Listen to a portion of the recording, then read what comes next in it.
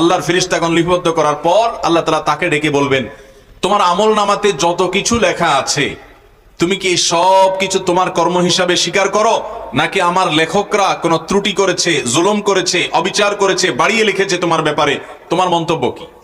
আল্লাহ রাব্বুল আলামিন আহকামুল হাকিমিন, তিনি সবচেয়ে বড় বিচারকদের বিচারক, সবচেয়ে বেশি ন্যায় বিচারের দণ্ড তিনি প্রতিষ্ঠা করবেন।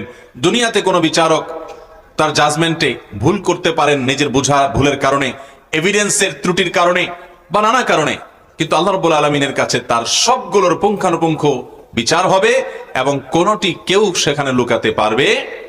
তো আল্লাহ সুবহানাহু ওয়া তাআলা সেদিন এই বান্দাকে ডেকে বলবেন যে তোমার বক্তব্য কি?